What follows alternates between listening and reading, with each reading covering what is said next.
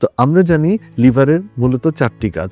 পানাহার থেকে বিরত থাকি, এর ফলে আমাদের লিভারটি এই সময়টিতে নিজেকে রিজেনারেট করার সুযোগ পায় এবং এই সময়তে যেটি দেখা যায় লিভারের যে শতকোটি কোষ রয়েছে সেই কোষগুলো থেকে যে বাজে পদার্থগুলো রয়েছে সেগুলো নিষ্কাশন করার সুযোগ পায়।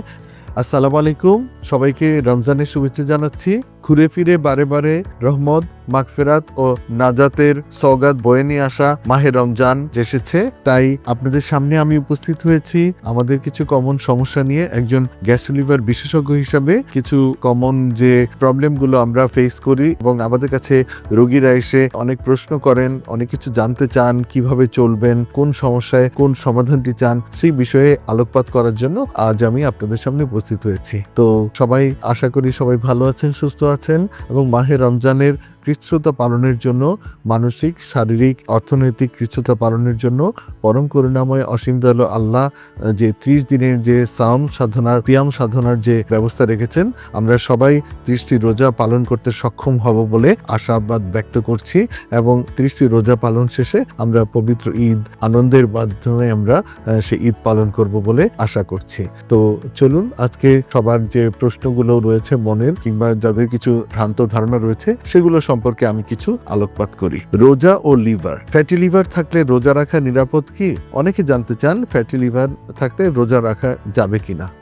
নিশ্চয়ই রোজা রাখা যাবে, কেননা ফ্যাটি লিভার হলে পরে আমাদের লিভারে অতিরিক্ত চর্বি জমে যায় এবং অতিরিক্ত চর্বি জমলে পরে তখন লিভারটি খারাপ হয়ে যায়, লিভার কাজকর্ম করতে পারে না, শরীর ম্যাজম্যাজ করে, গায়ে শক্তি পাওয়া যায় না, ক্লান্তি বোধ হয়, অল্প আয়াসী ক্লান্ত হয়ে পড়ে, এ ধরনের কিছু সমস্যা দেখা দেয় এবং এর পরবর্তীতে সেটি আরো ঘনীভূত হয়ে chronic hepatitis, fibrosis, liver cirrhosis হতে পারে। তো রোজা রাখলে পরে যেটি হয় যে আমরা যে নির্দিষ্ট সময়ে পানাহার থেকে বিরত থাকি, এর ফলে আমাদের লিভারটি এই সময়টিতে নিজেকে রিজেনারেট করার সুযোগ পায় এবং এই সময়তে যেটি দেখা যায় লিভারের যে শতকোটি কোষ রয়েছে সেই কোষগুলো থেকে যে বাজে পদার্থগুলো রয়েছে সেগুলো নিষ্কাশন করার সুযোগ পায় এবং সেখান থেকে যে সারা বছর বা প্রতিদিন যে বর্জ্য পদার্থগুলো তৈরি হয় সেগুলো নিষ্কাশিত হয় এবং লিভারের কোষগুলো পুনর্জন্ম লাভ করে এবং রিভাইটালাইজ হয় এবং নতুন করে তার শক্তি সঞ্চয় করে এবং তি প্রদান করার সক্ষমতা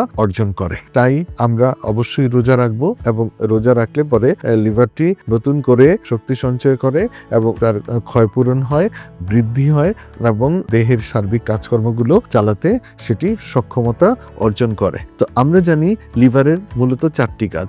একটি হলো আমাদের গৃহীত খাবার প্রসেস করে সেগুলো নির্যাস থেকে দেহের বিভিন্ন অংশে প্রেরণ করে দেহের চালিকা শক্তি ক্ষয়পূরণ এবং বৃদ্ধির কাজ করে।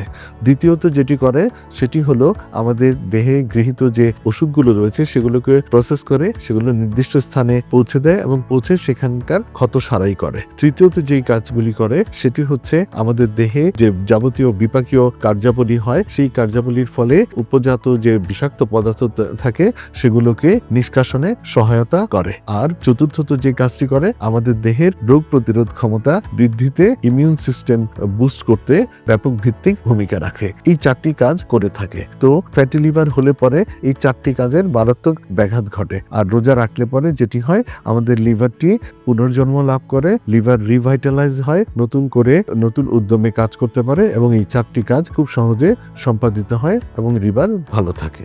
তাহলে আমরা সবাই রোজা রাখবো এবং অবশ্যই আমাদের অন্তরের কৃচ্ছ্রতা পালন করব, মনের বিশুদ্ধতা আনবো, শরীরের বিশুদ্ধতা আনবো এবং আমাদের লিভার আরো বেশি ভালো থাকবে, সবল হবে এবং সুস্থ থাকবে এবং ফ্যাটি লিভার থেকে আমরা নিরাময় লাভ করতে পারি। এবং আপনারা জানেন যে ফ্যাটি লিভার নিরাময়ের অন্যতম একটি উপায় হলো রোজা রাখা এবং আমরা চিকিৎসকরা বলে থাকি যদি সপ্তাহে 2 দিন রোজা রাখা যায় তাহলে ফ্যাটি লিভার নিরাময়ে এটি অত্যন্ত কার্যকরী একটি পদক্ষেপ হিসেবে বিবেচিত।